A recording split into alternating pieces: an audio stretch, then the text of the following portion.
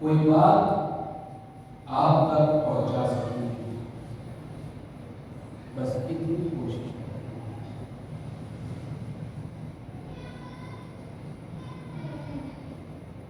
شکر ہے اللہ کا، رحمان کا، رحیم کا، اور خصوصی صدقہ ہے حضرت معصومین علیہ السلام کا، اور خصوصی صدقہ ہے بنت جناب رسول صلی مادر حسنین صدیقہ طاہرہ راضیہ بتول اور سیاہ جناب فاطمہ الزہرا سلام اللہ علیہا کا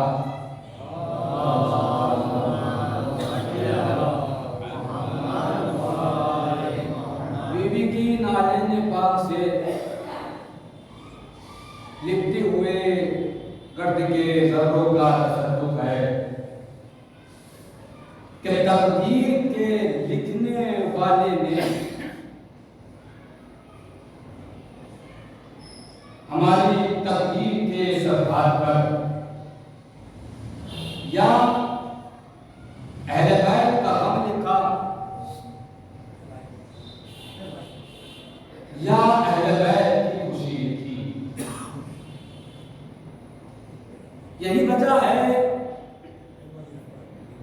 کہ 14 صدیاں گزر جانے کے بعد بھی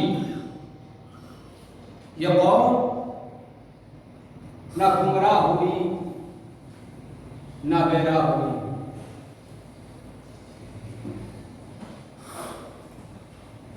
وجہ کیا ہے؟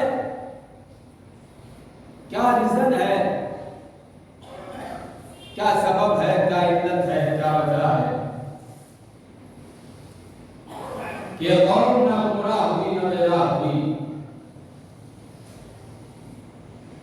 وجہ یہ ہے کہ گمراہی دو صورتوں میں ملتی ہے، یا بے پناہ خوشیاں مل جائیں تو انسان گمراہ ہو جاتا ہے، یا غیر معمولی غم مل جائے تو انسان گمراہ ہو جاتا ہے۔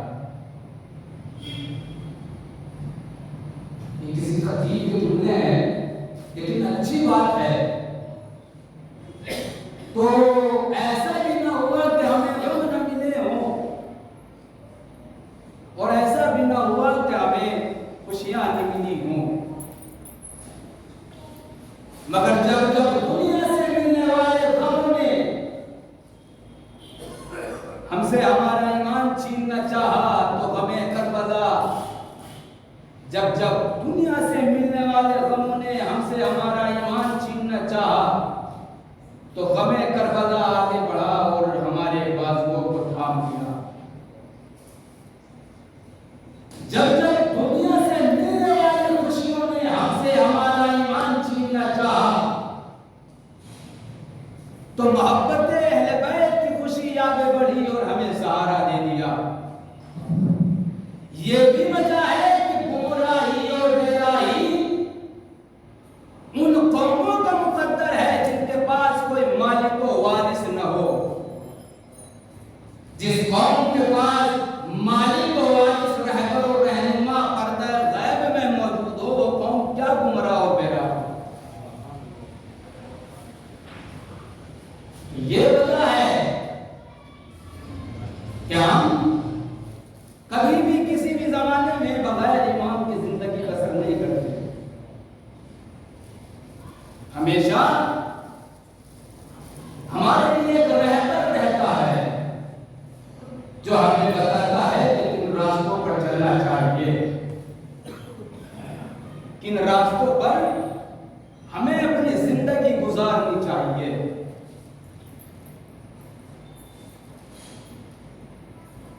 جس آیت کریمہ کو میں نے آپ حضرات کے سامنے پڑھنے کا شرف حاصل کیا، پروردگار عالم اپنی محکم کتاب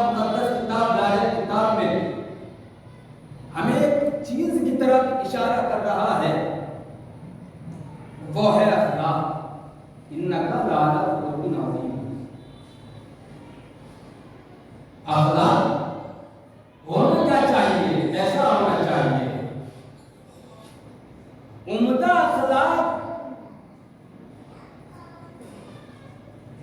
دنیا میں جہاں انسان کے جمال و عظمت کا مظہر ہے، وہی اچھا اخلاق انسان کے لیے آخرت میں کامیابی و کامرانی کا ذریعہ ہے۔ انسان کا دین کامل ہوتا ہے اخلاق کے ذریعے سے، اور جس کا اخلاق اچھا ہوتا ہے وہ بارگاہ خداوندی میں مقبول و منظور ہوتا، اللہ اسے پسند کرتا۔ اس دنیا میں جتنے بھی اولیاء آئے، انبیاء آئے، اوصیاء آئے یا خاصان خدا آئے، سب ایک بہترین اخلاق کے مجسمہ تھے۔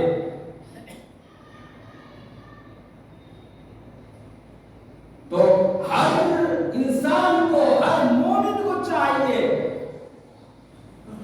کہ وہ اپنے میزان عمل کو وزنی بنا لے، اس نے خلق کے ذریعے سے، اچھے اخلاق کے ذریعے سے۔ اور ہمیں تو ماشاءاللہ ایک سے ایک رہبر ملا ہے کہ جس کی زندگی میں ایک سے واقعہ ملتا ہے کہ ان کے اخلاق کیا تھے، ان کے کردار کیا تھے۔ ایک بہترین سے بہترین جگہ پر ائمہ اللہ کا اہل بیت اپنے اخلاق کو دکھاتے ہوئے نظر آئے۔ رسول کریم اکرم کا فرمان ہے کہ ہمارا حاکم وہ ہے کہ جو خوش اخلاق ہو۔ خوش اخلاق انسان اللہ کی بارگاہ میں مقبول ہے، اللہ اسے پسند کرتا ہے، اور بد اخلاقی انسان کو لے جاتی ہے جہنم اور فشار قبر تک۔ رسول ارشاد فرما رہے ہیں کہ بد اخلاق انسان جہنم میں جائے گا۔ رسول کہہ رہے ہیں کہ خوش اخلاق انسان ایک بہترین انسان ہے، ایک اچھا انسان ہے، اور خوش اخلاق انسان اپنا دین کامل کرتا ہے۔ دین کامل ہوتا ہے انسان کا اخلاق کے ذریعے سے۔ رسول فرمایا کہ ہمارا حاکم وہ ہے کہ جو خوش اخلاق ہو۔ رسول نے نہیں فرمایا کہ جو 40 دروں سے دے وہ حاکم کا ہی ہے، حاکم ہے۔ رسول نے فرمایا میرا حاکم، ہمارا حاکم وہ ہے کہ جو خوش اخلاق ہو۔ وہ حاکم کیسا جو 40 دروں سے ٹھیک ہے دے رہا ہے، لیکن جب اتنا اس کے پاس ہے کہ وہ ایک در سے اتنا دے دے کہ دوسرے دروازے پر جانے کی ضرورت ہی نہ پڑے، یہ تو ایک ذلیل کرنے کا طریقہ ہوا۔ ایک دروازے سے اتنا دے دے جیسے ہمارے اہل بیت کی زندگی پائی گئی ہے۔ ہمارے اہل بیت اپنا دے دیتے تھے دوسروں کو، بھوکوں کو اپنا کھلا دیتے تھے کہ کوئی بھوکا نہ رہے۔ یہ ہوتی ہے سخاوت اور اخلاق۔ تو ہمیں چاہیے، ہر انسان کو چاہیے کہ انسان اپنے میزان عمل کو وزنی بنا لے، اس نے خلق کے ذریعے سے، اچھے اخلاق کے ذریعے سے، اچھے کردار کے ذریعے سے۔ ہمارے اماموں کا اخلاق، میں ابھی آپ کو ایک واقعہ سناتا ہوں۔ حضرت رسول اور ان کے صحابی تھے حضرت نعمان، ایک بہترین جلیل القدر صحابی تھی، بہت اچھے صحابی تھے رسول خدا کے۔ ہوا یہ، لیکن وہ مزاح کی ان کی طبیعت تھی، وہ شوق اور طبیعت تھی ان کی مزاح۔ صحابی رسول جلیل القدر صاحب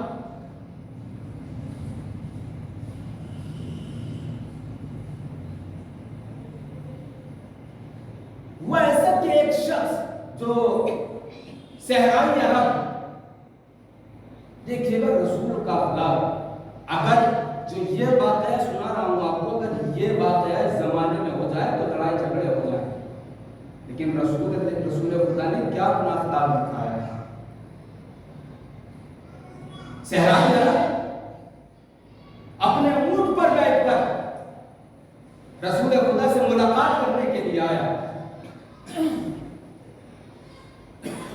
اور جس اونٹ پر بیٹھ کر وہ آیا تھا وہ اونٹ اس نے اپنی مسجد کے باہر باندھ دیا۔ رسول خدا سے ملاقات کے لیے آیا اور وہ اونٹ اس نے مسجد کے باہر باندھ دیا۔ اب جب حضرت نعمان، میں نے حضرت رسول خدا کے صحابی جلیل القدر بہترین صحابی تھے، کچھ لوگ ان کے پاس آئے حضرت نعمان کے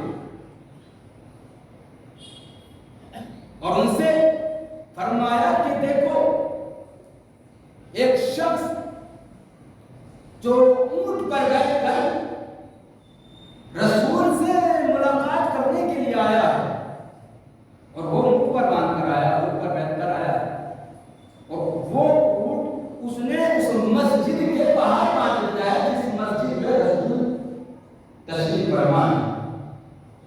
اب ہم چاہتے ہیں کہ آپ اس اونٹ کو نہر کریں اور اس کا گوشت بنائیں اور ہم آپس میں تقسیم کریں۔ حضرت نعمان نے یہی کیا، اونٹ نہر کر دیا۔ اب گوشت بنا ہی رہے تھے کہ وہ صحرائی عرب مسجد سے جب ملاقات رسول تمام ہوئی باہر آیا، اب جو اس نے دیکھا کہ میں جس اونٹ پر بیٹھ کر آیا ہوں وہ اونٹ میں نے یہاں باندھا تھا، لیکن وہ صحیح سالم نہیں ہے بلکہ اس کا گوشت ہو رہا ہے، کچھ لوگ ہیں کہ جو اسے کاٹ رہے ہیں۔ اب اس صحرائی عرب نے اس وقت ان لوگوں سے کچھ نہیں کہا، کیونکہ جانتا تھا کچھ حاصل ہونے والا نہیں ہے یہاں پر کچھ کہہ کر۔ اس نے جب دیکھا کہ میرا اونٹ نہر شدہ ہے، گوشت ہو رہا ہے، فوراً رسول کی خدمت میں گیا، یا رسول اللہ میں آپ سے ملاقات کے لیے آیا تھا، اونٹ پر بیٹھ کر آیا تھا، باہر باندھا تھا، لیکن اب میں جا کر دیکھ رہا ہوں تو اونٹ نہیں ہے بلکہ اونٹ کا گوشت بنا ہوا ہے۔ رسول خدا نے اس کی یہ بات سنی اور مسجد سے باہر تشریف لے کر آیا۔ اب حضرت نعمان نے دیکھا کہ رسول تشریف لا رہے ہیں، حضرت نعمان وہاں سے چلے گئے۔ اب رسول خدا نے ان تمام لوگوں سے وہ دیکھ کر کہا کہ کس نے کیا ہے؟ تمام لوگوں نے کہا کہ یہ حضرت نعمان نے کیا ہے۔ کہا حضرت نعمان نے کیا ہے کہ جاؤ دیکھ کر آؤ کہ ہے کہاں حضرت نعمان، دیکھیے گا رسول کا ہے اخلاق۔ اب جس شخص کو رسول نے بھیجا کہ جاؤ دیکھ کر آؤ، وہ ایک گھر گیا، زبانہ بنت زبیر کے گھر، جا کر دیکھا کہ ایک گڑھا کھدا ہوا ہے کہ جس میں گھاس پھوس پڑی ہوئی ہے اور اس کے نیچے حضرت نعمان چھپے ہوئے ہیں۔ شخص نے نشاندہی کی اس جگہ کی، حضرت نعمان کی، اور فوراً حضرت رسول خدا کی خدمت میں آ گیا۔ یا رسول خدا، حضرت نعمان زبانہ بنت زبیر کے گھر پر تشریف فرما ہے اور چھپے ہوئے ہیں۔ حضرت رسول خدا نے دیکھیے گا اخلاق، حضرت رسول خدا نے آ کر دیکھا، کیا دیکھا کہ اس گڑھے میں جو گھاس پھوس ہے جس سے وہ ڈھکے ہوئے ہیں، چھپے ہوئے ہیں، وہ ہل جل رہی ہے۔ رسول خدا نے اس گھاس کو اٹھایا، کیا دیکھا کہ حضرت نعمان اس گھاس کے نیچے چھپے ہوئے ہیں۔ حضرت نعمان سے رسول خدا نے کہا، حضرت نعمان یہ تم نے کے کہنے پہ کیا ہے، کہا کہ یا رسول خدا یہ میں نے اپنی مرضی سے نہیں کیا ہے، بلکہ یہ جو لوگ آپ کو یہاں پر لے کر آئے ہیں انہوں نے مجھے اکسایا، ان کے کہنے پر میں نے کام کیا ہے۔ باخدا رسول خدا نے اس کو بوسہ کیا، اس کے چہرے سے گھاس جو لگی ہوئی تھی وہ ہٹائی، اور اس اونٹ کی قیمت اس صحرائی عرب کو بتائی۔ یہ اگر آج کے زمانے میں ایسا ہو جائے تو بد اخلاقی پر اتر آئے اور جنگ ہونے پر آمادہ ہوتا ہے، لیکن رسول نے وہاں پر اپنا اخلاق دکھایا اور اس صحرائی عرب کو اس اونٹ کی قیمت بتائی۔ تو عزیزان محترم، ہم چاہنے والے ہیں اہل بیت کے، ہم چاہنے والے ہیں فاطمہ بی بی فاطمہ کے، ہم چاہنے والے ہیں حسن حسین کے، تو اب حسن حسین کے اہل بیت کے بی بی فاطمہ کے چاہنے والوں کے اخلاق کیا ہونے چاہیے؟ ہمیں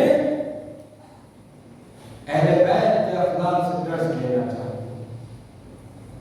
صلوات پڑھے محمد و آل محمد۔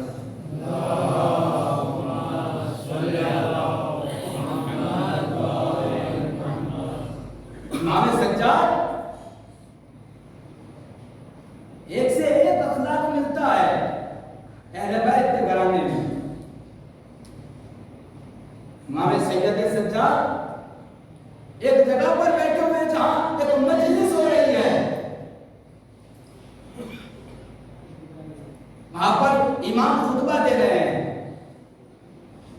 ایک شخص اٹھا اور اٹھنے کے بعد نازیبہ باتیں امام کے لیے کہنے لگا، کرنے لگا۔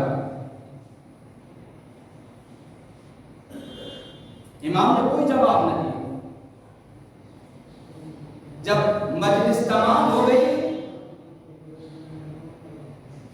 اور سب وہ بد اخلاقی کر کر نازیبہ الفاظات امام کو کہہ کر چلا گیا، جب وہ چلا گیا تو امام نے لوگوں سے کہا کہ تم نے دیکھا کہ شخص ہمارے بارے میں کیا کیا نازیبہ الفاظات بول رہا تھا، بد اخلاقی کر رہا تھا۔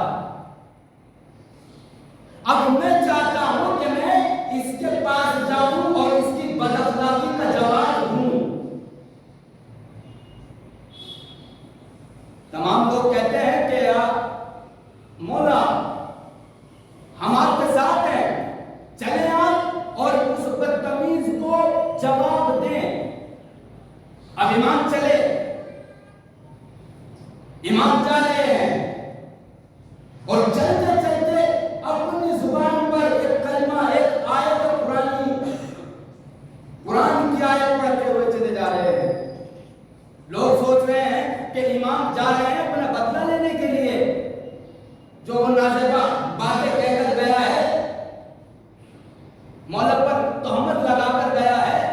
لوگ جو ان کے ساتھ جا رہے ہیں وہ سوچ رہے ہیں کہ مولا اس کو اسی کے طریقے سے جواب دیں گے، لیکن مولا کا کچھ اور ہی انداز تھا۔ مولا نے قرآن کریم کی آیت پڑھنا شروع کی، خدا کی قسم کیا ترجمہ اور کیا آیت، کیا لفظ ہے۔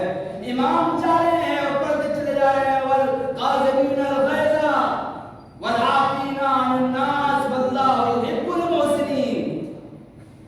جتنی بار اس آیت کو پڑھا جائے اتنا ہی لطف آئے گا اور مزہ آئے گا۔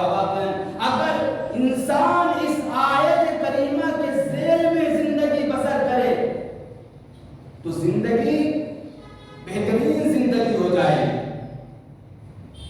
بہترین زندگی بسر ہوگی۔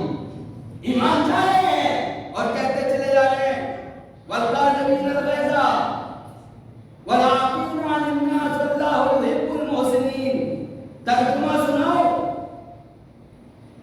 والقاظمین الغیظ جو غصے کو پی جاتے ہیں، والعافین عن الناس اور لوگوں کے گناہوں کو معاف کر دیتے ہیں، واللہ یحب المحسنین۔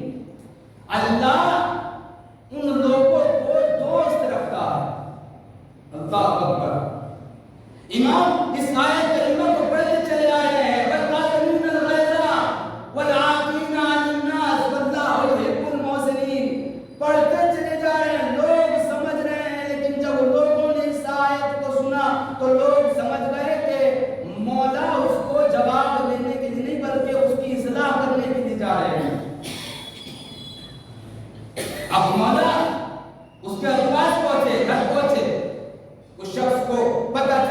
کے مولا میرے گھر کے باہر کھڑے ہوئے، اس کو خبر دی گئی، اور جب وہ شخص باہر آیا، باہر آنے کے بعد وہ گھبرایا ہوا ہے کہ جس وقت میں نے ان کو بد اخلاقی کی، ان کو نازیبا الفاظ سے پکارا بلایا، اس وقت تو کچھ نہیں کہا، گھر کیوں آ گئے؟ گھبرایا ہوا ہے، ڈرا ہوا ہے۔ امام نے کہا کہ اے شخص، تو نے کل میرے ساتھ بدتمیزی کی اور نہ ساز باتیں اور بےہودہ باتیں میرے ساتھ کی، مجھ پر تہمت اور الزامات لگائے۔ کہاں میں نے لگائے؟ کہا اگر تم میرے اندر پائے جاتے ہو تو پروردگار میری خطاؤں کو مجھے معاف کرے، اور اگر وہ چیزیں تیرے اندر پائی جاتی ہیں تو خدا تجھے معاف کرے۔ یہ مولا کی گفتگو سن کر، یہ جملے مولا کے سن کر وہ شخص مولا کے قدموں میں گر گیا۔ مولا، وہ الفاظات، وہ چیزیں آپ کے اندر موجود نہیں ہیں، بلکہ وہ سارے الزامات، ساری باتیں جو میں نے آپ کو لگائی، آپ پر تہمت لگائی، وہ ساری باتیں مجھ میں موجود ہیں۔ مولا مجھے معاف کر دیجئے، میں جانتا نہیں تھا۔ یہ مولا کا اخلاق اور کردار کہ دشمن کو اپنے اخلاق سے اپنے قدموں میں گرا۔ عزیزان محترم، ہمیں چاہیے کہ ہم اہل بیت کے گھرانے کے اخلاق سے اپنے اخلاق کو سجائیں اور اپنے کردار کو بنائیں۔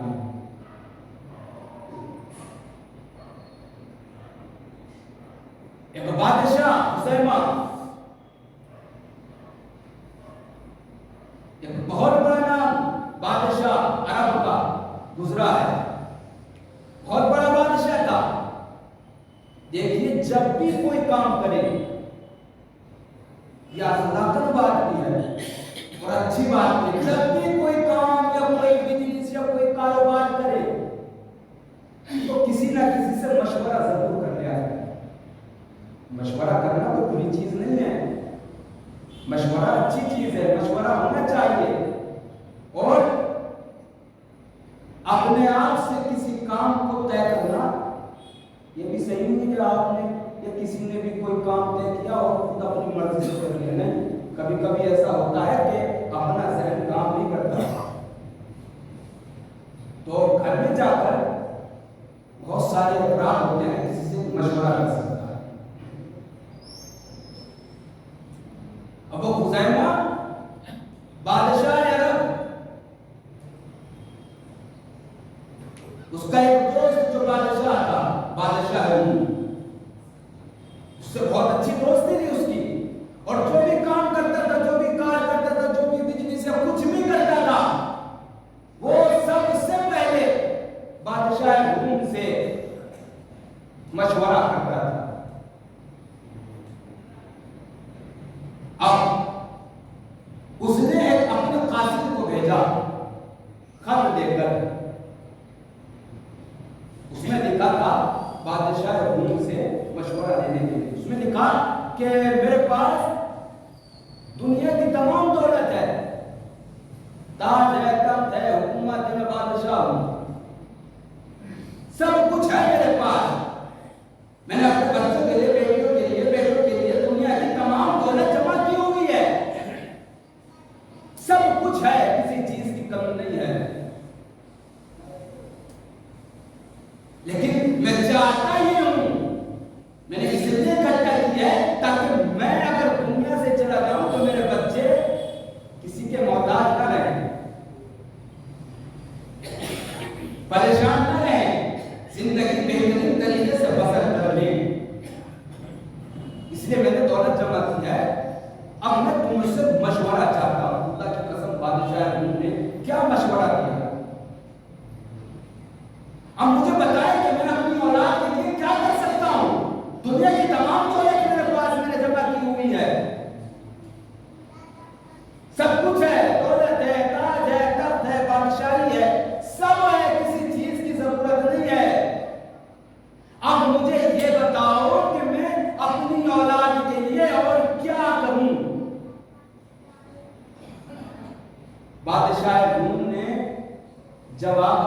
دیکھو یہ دولت ایک بے وفا معشوق ہے جو ہمیشہ ساتھ رہنے والی نہیں ہے. اگر اولاد کی خیر خواہی چاہتے ہو، دیکھیے گا مشورہ کیا دے رہا ہے، کتنا بہترین اور لاجواب اس نے مشورہ دیا کہ یہ دولت ایک بے معشوق جو ہمیشہ ساتھ رہنے والی نہیں ہے، چھوڑ جائے آج ہے کل نہیں ہے، لیکن اپنی اولاد کے لیے اگر کچھ کرنا ہے تو یہ کرو کہ ان کی خیر خواہی اس میں ہے، تو ان کو اخلاق کا مجسمہ بنا دو، ان کو کردار کو سجا دو اور ان کا اخلاق اچھا دو.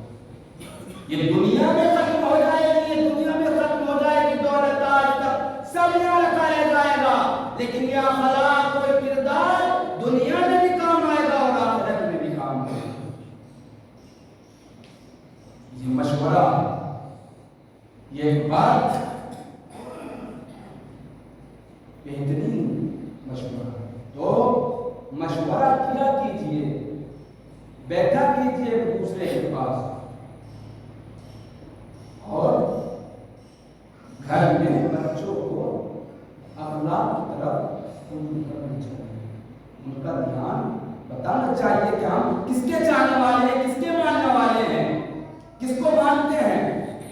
کیا بس ایسا نہیں ہونا چاہیے کہ بس ہم اہل بیت کے چاہنے والے اپنا آپ کو بتا رہے ہیں، ماننے والے اپنا آپ کو بتا رہے ہیں، بلکہ یہ ٹھیک ہے چاہتے ہیں مانتے ہیں، لیکن صرف چاہنا اور ماننا یہ نہیں چلے گا، بلکہ فرامین معصومین پر عمل کرنا یہ ایک بہترین عمل ہے. جو معصومین نے، جو اہل بیت نے ہمیں راستے بتائے ہیں، ان راستوں پر چلنے کا نام بہترین زندگی ہے. ہمیں چاہیے کہ ہم اپنے اخلاق کو بہترین بنائیں.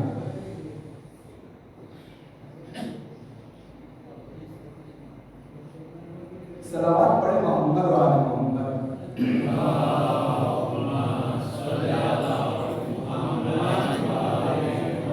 ایک سے معصومین کا چاہنے والا، ان کا اخلاق دیکھ کے ان کا کر واقعے بڑے پڑے ہیں، چیزیں مل جائیں گی کہ اہل بیت نے کس طریقے سے زندگی، کیسا اخلاق، ان کے چاہنے والوں کا اخلاق. ہم تو صرف زبانی باتیں کہتے ہیں کہ ہم علی کے چاہنے والے ہیں، ہم اہل بیت کے چاہنے والے ہیں. اہل بیت کے چاہنے والے تو میثم و مقدار تھے، سلمان گزر تھے.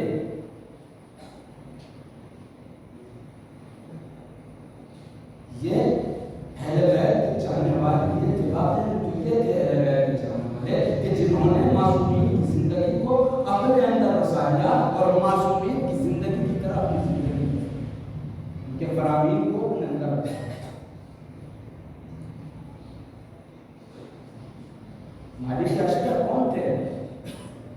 مالک اشتر کون تھے؟ بس تمام کر دوں گا اور 2-4 منٹ اور آپ کو رحمت دینی ہے اور آپ کو رحمت تمام کروں.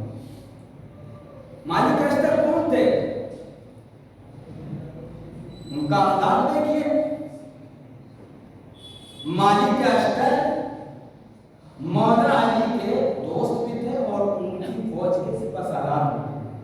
مالک اشتر ایک مرتبہ وہ تاج کا لباس پہنے ہوئے اور امامہ بھی تاج کا پہنے ہوئے بازار کوفہ سے گزر رہے ہیں.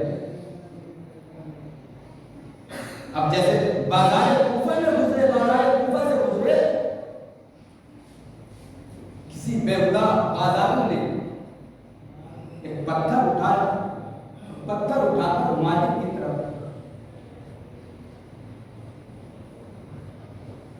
اب مالک کی طرف جو پھینکا وہ پتھر مالک سے ٹچ ہوتا ہوا گزر گیا.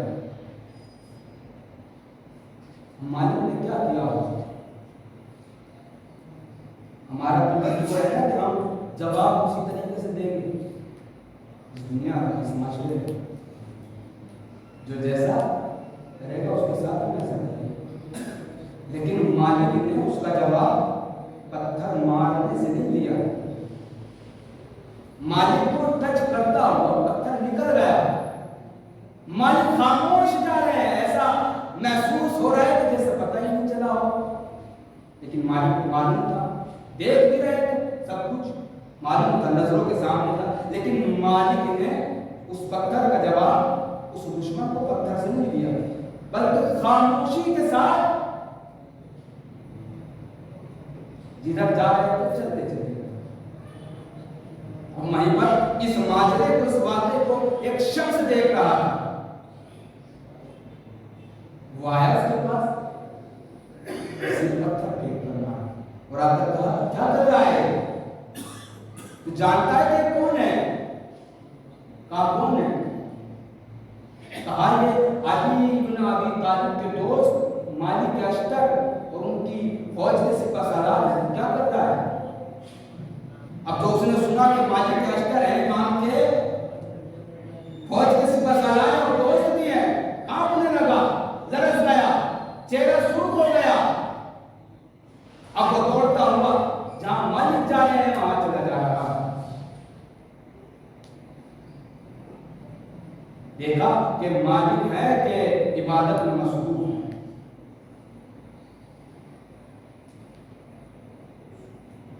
اب مالک مشغول پہ عبادت ہے. وہ شخص جا کر کھڑا ہو گیا مالک کے پیچھے. مالک نے نماز تمام کی. اب جب مالک نے نماز تمام کی, اس شخص نے مالک کے قدموں میں پڑ گر کر کہا کہ مولا مجھے معاف کر دیجیے, میں نہیں جانتا تھا. مالک نے کہا کوئی بات نہیں, اصل بات یہ ہے کہ اس وقت میں تو مسجد میں آیا ہوں, میں اس لیے آیا ہوں کہ تیرے لیے مغفرت کی دعا کر. یہ ہوتے ہیں علی کے چاہنے والوں محترم. ہمیں اپنی زندگی کو معصومی کے طور کے ذیل میں گزارنا چاہیے. اس لیے کہ ہم ان کے چاہنے والے, ان کے ماننے والے, ان کو قبول کرنے والے. ہمارے ہم جسے چاہتے ہیں وہ ہمیں بہترین راستے دکھاتے ہیں اور بہترین راستے, سیدھے راستے دکھائے. اور جو بھی اقوال, جو بھی فرمان معصومین ہے, کوئی مشکل نہیں ہے اگر ہم اس پر زندگی بسر کی جائے. ہمیں چاہیے کہ ہم زندگی کو گزاریں بہترین طریقے سے, اچھے الفاظ.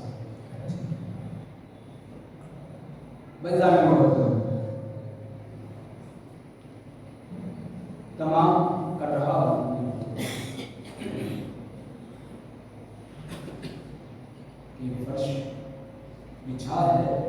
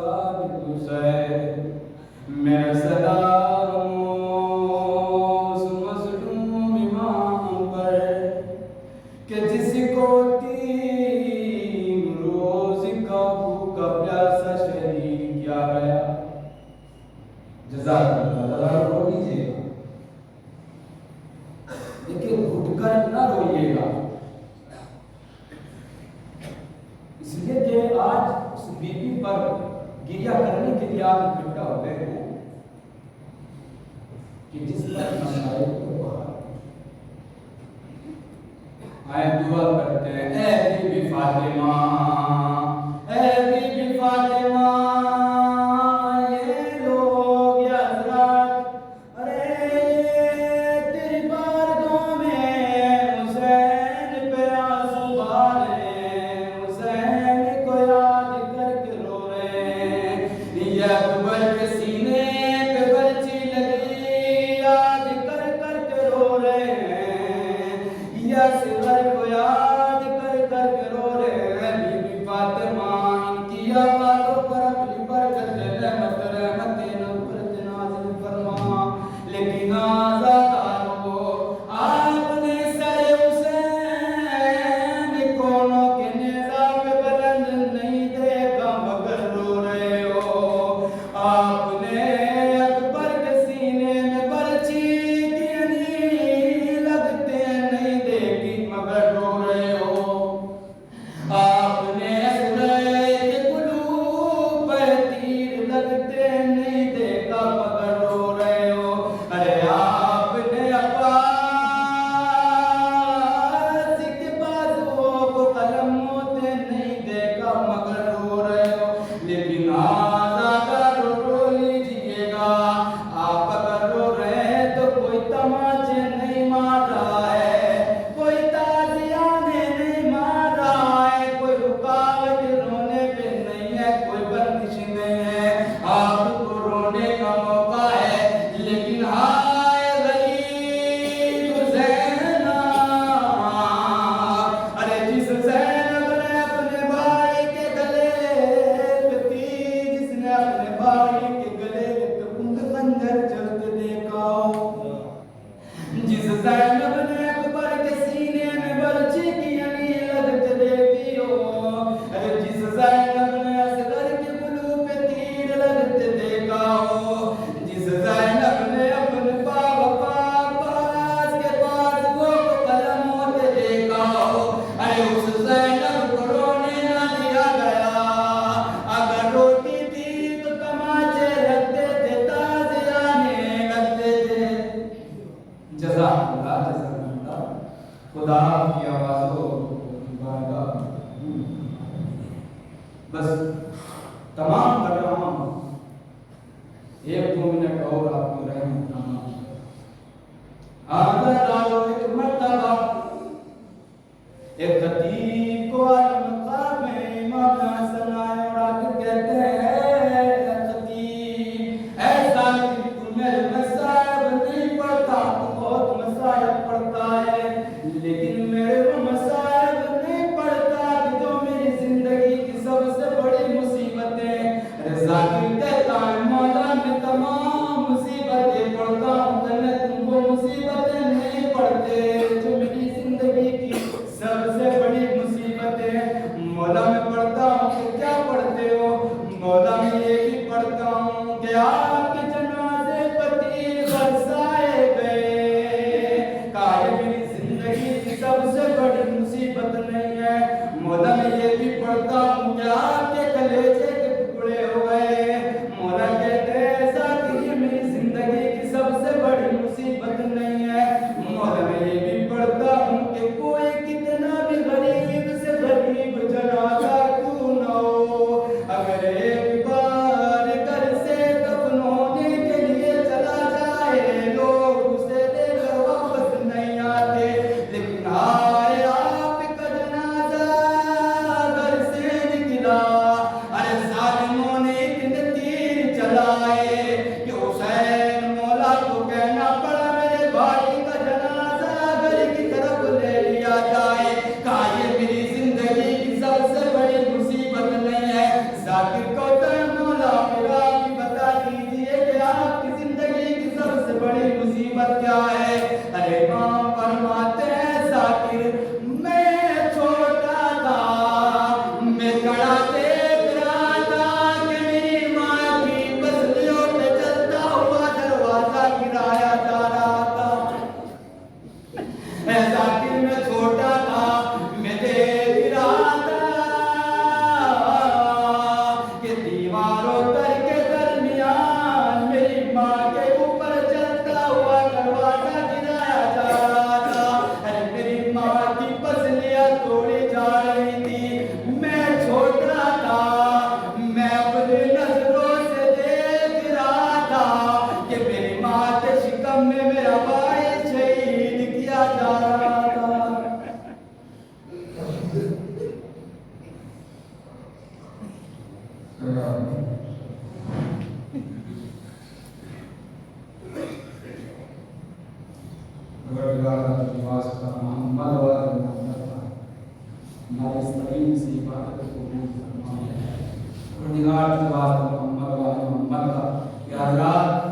تیری بارگاہ میں اپنے ہاتھوں کو پھیلائے معبود، ان کے ہاتھوں کو اپنی بارگاہ سے خالی ہاتھ کر ہوگا۔ پروردگار کے واسطے محمد والے محمد کا ان کے کاروبار میں ترقی عطا فرما۔ پروردگار کے واسطے محمد والے محمد کا ان کے ہاتھوں کو اپنے علاوہ کسی دوسرے کا محتاج قرار نہ دے۔ پروردگار کے واسطے